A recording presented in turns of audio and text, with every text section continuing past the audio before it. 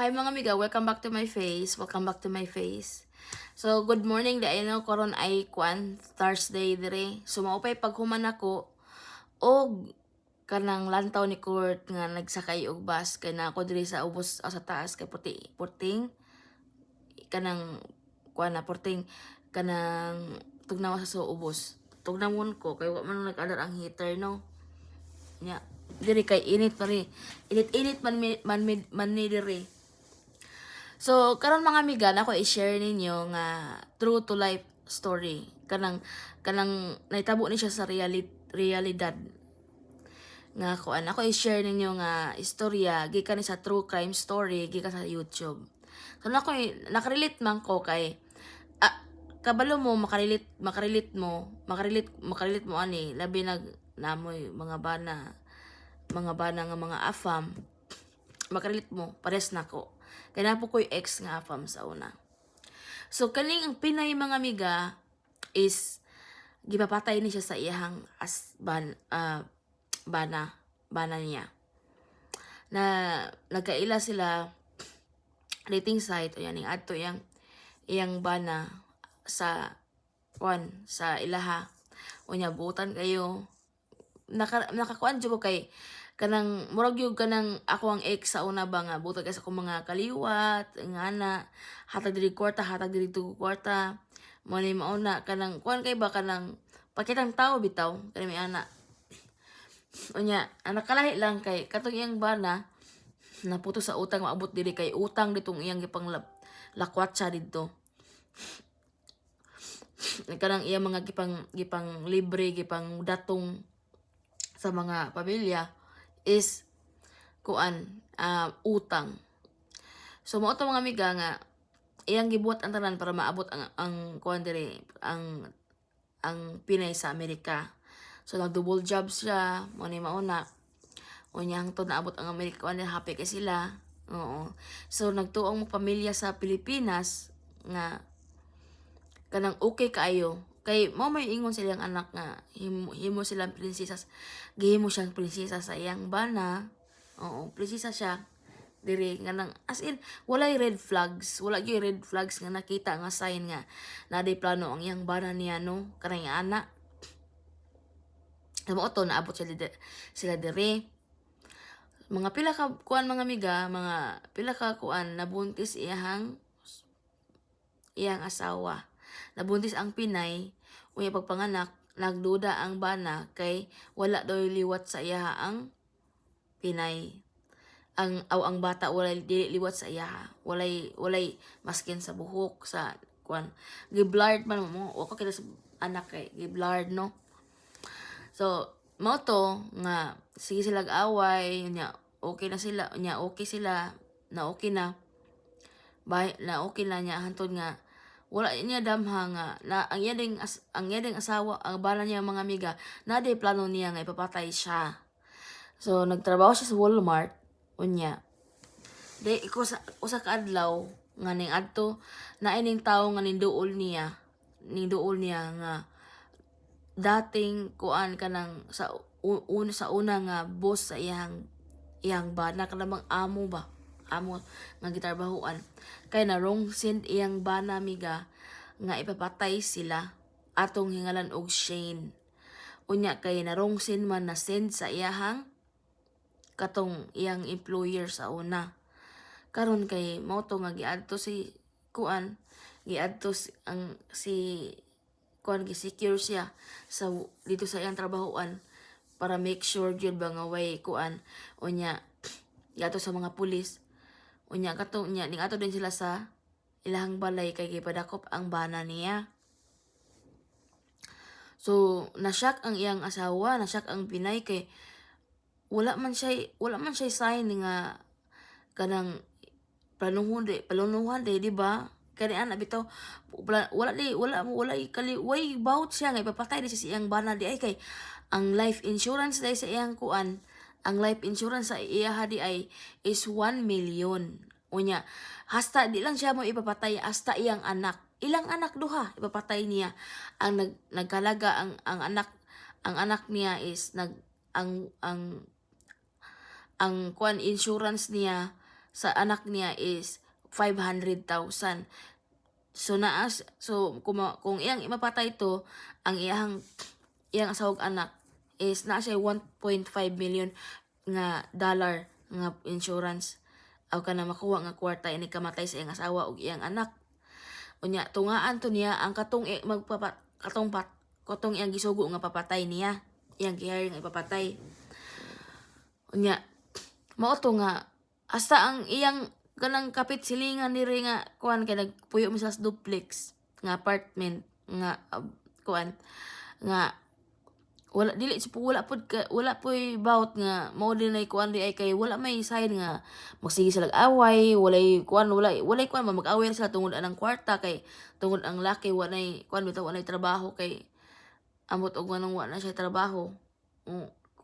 Kana ang sana mura kunoy ilang awayan unya mao to mga amiga nga ning napriso ang laki ang apam na priso siya no. Unya pagkapriso niya naiban nga kinahanglan siya mapiyansa og $1 million. So nasyak ang iyang asawa nga gipanuhan rin siya patay pero mga pila ka buwan mga amiga gi-withdraw ra iyang gi-withdraw niya iyang kaso kay dili daw tinuod nga gipanuhan sa iyang bana ug patyon siya kay kuan lagi kuno siya kanang gitato siyang prinsesa ba kay pinangga kay siya ana niya. Kung mag-away siya natural may gyud kunong mag-away nagtiayon ang rason sa iyang bana is mura ra kuno nagkanang nakay kalagutan niya magsuwat mong diary mura po na ang kato kunong i-text kuno niya siya tinuod kuno nga siya nag-text ato siya nag-chat siya naghimo ato nga text pero dili kuno siya mo nag-send ang nag-send kuno ato ang iya kunong anak nga 4-year-old. So dili jud ko motuo so kanang istorya wala pa na nahuman no kay ang kuan aftermath ato kay hangtod karon sila gihapon sa iyang bana. So kamo diha mga amiga ayo gid mo pagkuan ka ng pagkuan sa inyong pamilya nga kay ang inyong pamilya nag-asa po dito kung unsay reflection diri nga gikuan ninyo ingon niyo sa iyong pamilya nga gitrato mo diri nga prinsesa. Di ba kanang ay kanang kuan oy kanang sana kana ang nga walay daytay bawot nga naday plano ang ato ang bana ingon anaon ta. So nakaingon po ko sa kuang part lang nakaingon po ko nga hala murag nalibot akong balibo baya. Nalibot akong balibo. Ni ko hala kung wala lang kung wala mi nang layas no. Siguro dugay na pa yung gipapatay kay ngano. Pag-abot pa na mo diri no. Pag-abot pa na mo diri kay kanang pag-abot mo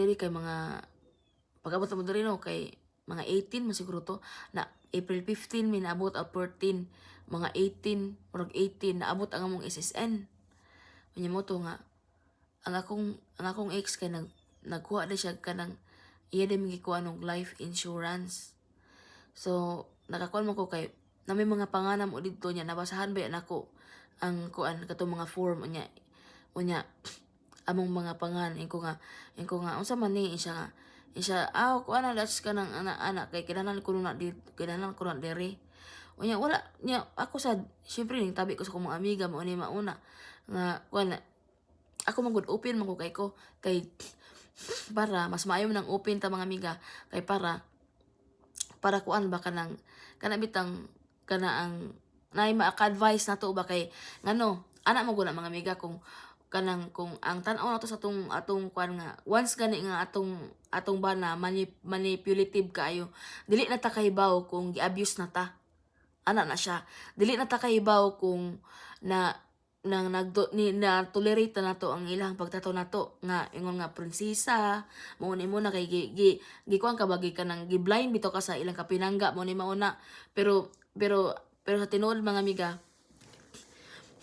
sa tinuod lang dili na siya ingon nga kuan kay ngano kanang tangtangan na yung term nga giptato mong prinsesa sa inyo ha kay ngano dili mo prinsesa sa inyo ha mga amiga dili mo prinsesa sa ilang inyong sa bana kay ang tinuod nga prinsesa mga amiga maglingkod na magkuan na dili na maghugas sa plato dili na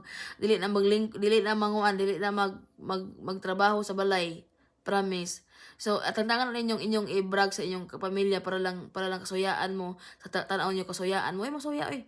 Walay masuya kung moingon mo nga, prinsesa ko sa amoa, diri gihimo ko prinsesa sa akong bana. Well, kung mao man na ko'y mga amiga nga nakabanag Amerikano nga kanang mao po na ilang istorya nako pero bawal sila palutuon, di sila pwede palutuon silang bana. That's not kuan, that's not kanang kanang unsa na a treatment as a prinsesa kay kung tinuod nga prinsesa ka, you can do whatever you want, right? Ana ra na dili kay ingon nga kuan gimanipula ra ka, kasabot ka. Kasabot mo nga manipula once gani nga manipula na ka sa tawo, wala na kakahibaw nga sayop pa itong gibuhat sa imuhang bana sa iya sa ngadto nimo. Kay diha bitaw nga katong wala pa ko nilay sa amoa. Wala na ko gi-general ha pero tanan, halos tanan kanang sa wala pa ko ning kung wala gani ko katong wala pa ko ning share sa akong manager ato bayan akong problema dito sa kuan ning ani mo ni mao na kay ko nga nganong kanang siya may mo sa akong sweldo man ni mao na iya mo to na ni anak ko nga ni anak siya, no, that's not right, kanang ko that's na abuse ana ni anak kong akong ni anak kong manager siya nga kanang kuan dili na kuan kay kanang ikaw mo'y siya nagulit sa akong mga documents siya, no, kanang siya nga kuan na kanang your husband na imong bana is very manipulative kuno mo na nga once manipula na ka sa tawo mga amiga wala na kakaibaw then na-tolerate ta nimo imo nga ingana siya dili na nimo bawaan mga amiga nga ingana di ka gi-abuse na di ka i-abuso na di ka dili na nimo may bawaan.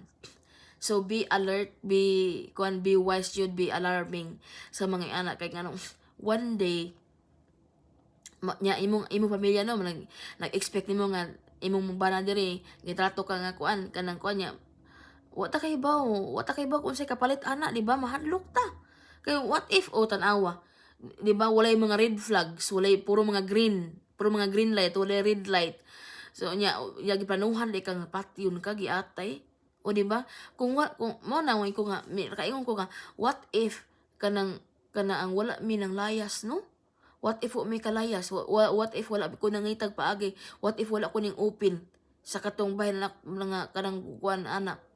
Nakay mutabang nako nya nakay nga makalayas kami nya kanang kuan buhi pa ba ko karon sa kani ana bitaw kay ngano ang akong ex na pansin jud ako akong ex una once gani mo process min sa amo ang papilis pa ingon nila bungga kay na siya wala siya pakialam di na siya mangwinta promise. Di na siya mangwinta mga amiga pag abot og ganang amo papilis gani pag abot og papilis namo bahin pa abot diri bungga na siya di na siya mangita unsa asa ng kwarta wala pero og muli na mo sa Cebu wala na mi aw tagaan na ka og mag-away mi tagaan na ka og 1,000 sa Manigram. Dili ko kalimot ato nga gitagaan ko niya 1,000 pesos sa iya kong panalag 1,000 pesos sa Manigram pila na diri $20 ug 1,000. So, mo to nga dito na ko nakakita og mga red flags. Sa Pilipinas pa lang na nakoy red flags. So, kabalo nako, expect na nako nga ang among sitwasyon may anime diri. Kay kabalo nako, maskin og ni kabalo nako mga amiga nganong kumangutana mo nganong ni ari gihapon ko. Syempre, unang-una sa tanang mga amiga, pangandulin nako. So, ako na lang gi-grab. Unya, ikaduha para sa akong mga anak.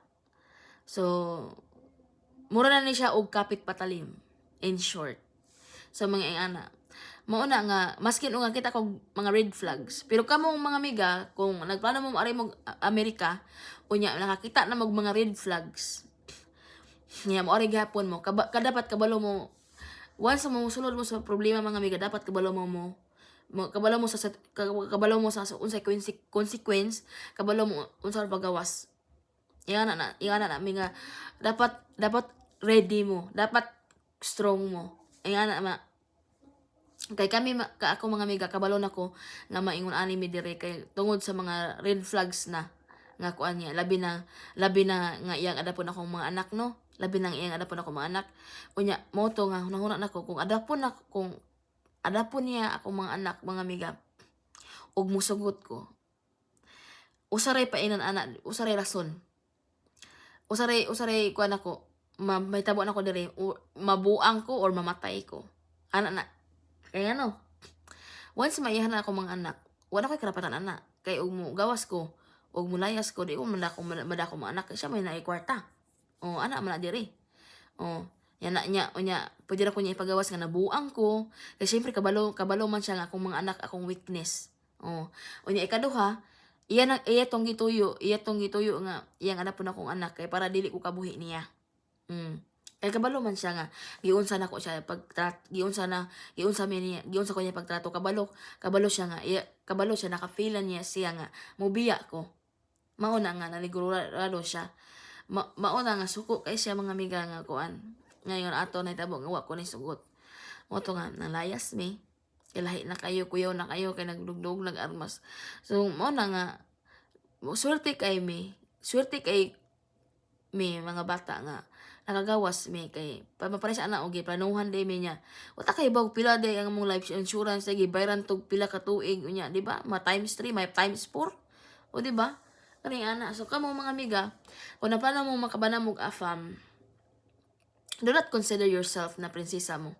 Kay nga no, lahat tanang mga tanaw diri sa mga Amerikano sa tuwa mga amiga, mga katabang rata at chay, mga atsara, mga chuchay, mga kuan, mga betchay, mga bitch ta kay, di ba? Tanaw nila nato, mga trapuhan rata. So, do not kanang call yourself as a princess.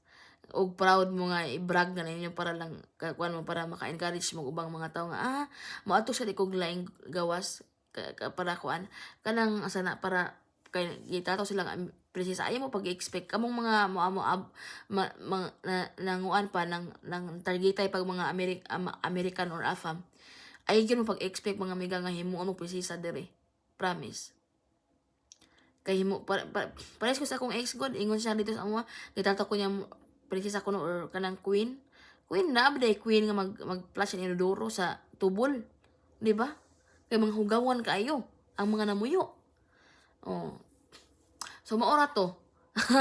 Maora to mga amiga. Mo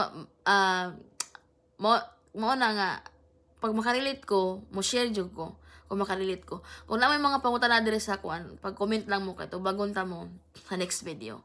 Bye-bye.